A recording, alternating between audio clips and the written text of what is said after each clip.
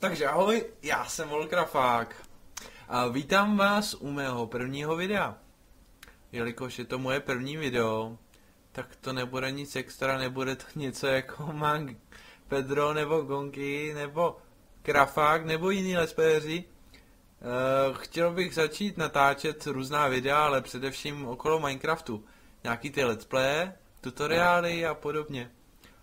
Dneska to bude taky kratolinky, ukážem si pro začátek lehký typ melonové farmy.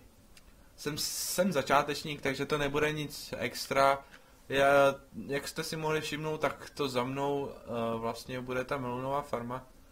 A asi se podíváme na to. Farma vlastně funguje na principu pistounů. Zmáčknete, vyjede a můžete sebrat lehce, nikde nic, všude, všechno je tady ve prostřed na tom chodníčku. Nevím, jestli se vám to líbí, udělal jsem to narychlo, trvalo mi to pár minut a je nějaký melonky. Ukážem si asi ze začátku, jak to funguje, takže omlouvám se za kreativ, ale chtěl jsem to udělat narychlo. A jak jsem říkal, je to moje první video, takže to nebude nic jako bomba. Takže takhle nějak vyrostou ty melony, které jsou tady, ty sazenice, určitě ty vysadíte a vyroste vám tady melon. Stisknete páčku a sklo posune melon, vlastně pistony to sklidí, vyhodí to nahoru, sklo to hodí do prostřed a vy to v klidu můžete sebrat. A jak si můžeme všimnout, takhle to asi tady neuvidím, takže chci to vypnout. Nemělo by tam být, no tak jeden, no tak nějaká ztráta tam je vždycky, určitě tam vždycky nějaká ztráta je, ale je to efektivní, je to bomba, jak říká Pedro, nechci být jeho kopírka, ale tak jsou to moje začátky, něco jsem musel udělat, něco a líbilo se mi to právě, že ta melonová farma, tak jsem to udělal ve vlastním typu. Takhle postavený, takže bychom se mohli na to podívat. Takže nejdřív si uděláme, bude to 8 dlouhý na dílku. Takže, ale nějaká vesnička. Když to nějaké osvětlíme, abyste viděli. Takže uděláme si takhle vlastně 3 řady po 8. Takže 1, 2, 3, 4, 5, 6, 7, 8. To samý na obou dvou stranách, vlastně 3. Tak. Ve prostřed bude vlastně tráva, kde poběží redstone signál.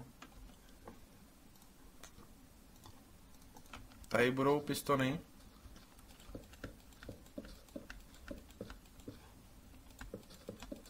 Na obou dvou stranách, vždycky 8. Tak a tady dáme vlastně ten signál, který vlastně zapojí ty pistony a poběží to.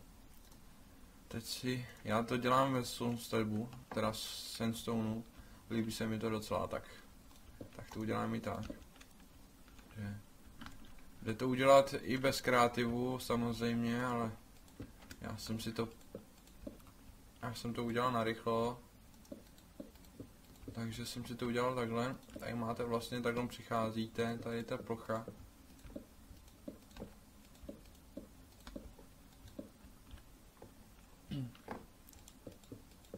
Tak, tady máme vlastně tu plochu. A tady bude ten chodníček.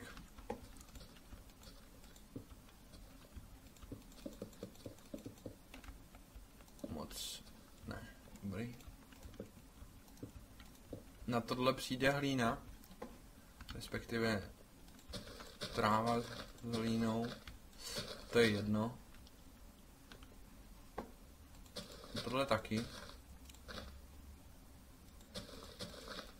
A to samé uděláme na vlastně ve druhé řadě, na každé straně, protože tam budou ty sazenice, jak už jsem ukazoval.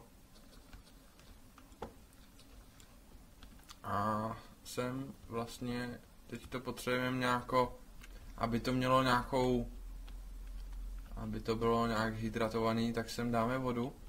Takže na každou stranu takhle na začátek vždycky dáme 2 až 4 takhle doprostřed. To samý na druhé straně samozřejmě. Takže 1, 2, 3, 4. 1, 2. Tak. Kyblík s vodou si připravíme.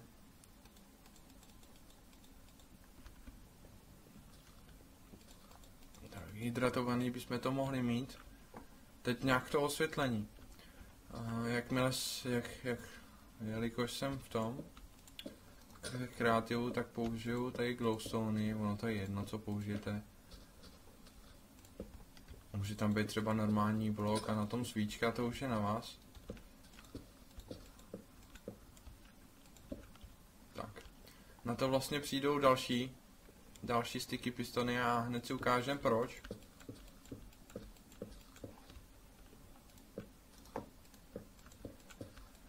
Vlastně na tom bude sklo a to sklo by mělo ty melouny dostat do toho prostředka, na ten chodníček, aby to nezůstalo po stranách a aby to bylo dobrý, to bylo nejvíc. Tak, to jsem udělal blbost tady.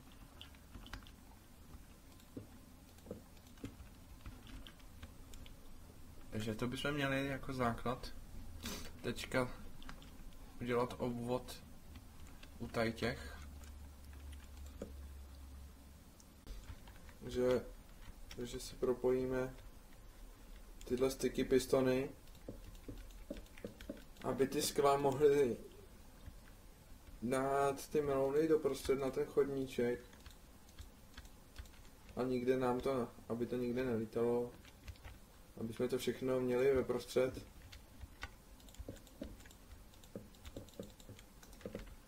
Takže určitě je to dobrá věc. No tak. No, tak. Takže teďka děláme tohle.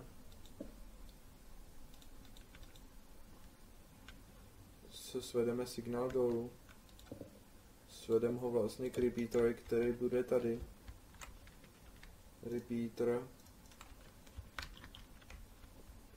Tady je repeater, tak. A dáme to na to poslední, to si pamatujte. Musíte to dát na to poslední, aby ty skla byly trošku něco později, než ty sticky pistony, na čem je hlína, na čem jsou sazenice, na čem vlastně budou ty melouny. Takže základ bychom měli. Teď tam páčka tady je, takže koukejte.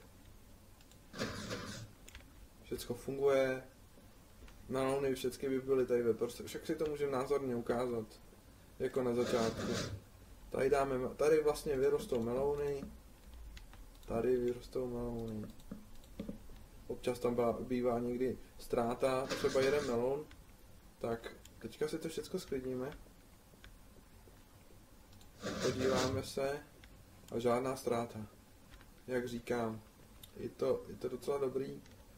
Nevím, jak se vám bude líbit moje video, ale snažil jsem se. Je to moje první video, ano, to říkám, a kdyby člověk vlastně měl nebo chtěl natáčet, tak bych okolo té hry musel něco vědět. Měl by něco vědět, nebo být úplný začátečník, ale když to je střední, nebo něco takového jako střední, že to umí, tak to je k prdu. A já jsem takový začátečník, takže to je dobrý. Takže se mi nesmějte, že třeba bylo něco špatně nebo tak. Nebo ta komunikace tak je špatná, to vím. Takže určitě funguje to dobrý. Já si za kamerou udělám to okolí, vlastně zakryju to nějak podobně, nebude to úplně stejný, no podobný to bude, nebude to stejný, ale za chvíli jsem tady, tak se mějte. Takže jsem tady a tohle je nový prototyp tohodle. Nevím, jak byste to dalo nazvat, melounová farma. Volkerfáka, ale není to moje, nevymyslel jsem tohle farmu, je to, nevím koho to je, kdo to vymýšlel. Viděl jsem to u Petra, jak jsem říkal. A takže se podíváme. Sakra, to jsem nechtěl. To jsem taky nechtěl.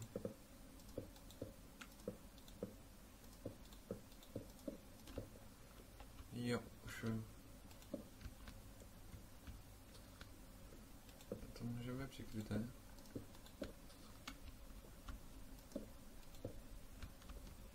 Zkusím, jestli to funguje. Funguje všechno dobrý. To jsem rád. Tak. Takže si to ukážem, jak to funguje. Jestli mi vůbec bude to fungovat, teď jsme to zkoušeli. Takže tady vyroste melon. Už jsme si ukazovali na začátku. Tiskneme pánečku. A je to jedna ztráta a to nás vůbec nezabije. Je to parádní, to super. Takže je na vás, jak si to postavíte, jak si to ošéfujete. Ale doufám, že se vám to líbilo, nevím. Ale doufám, že dali by se tady udělat ještě nějaký vychytávky, jako třeba pro ShopPlay, když přijdete a on se vám to sklidí, když na to dupnete a zase půjdete zpátky a zase vám to dá zpátky, ale já bych doporučoval takhle páčku, protože to je lepší a když nějaký pro ShopPlay, tak si dáte takhle uskladný prostor. No, to by mohlo být všecko, takže díky za shlédnutí videa a mějte se, ahoj.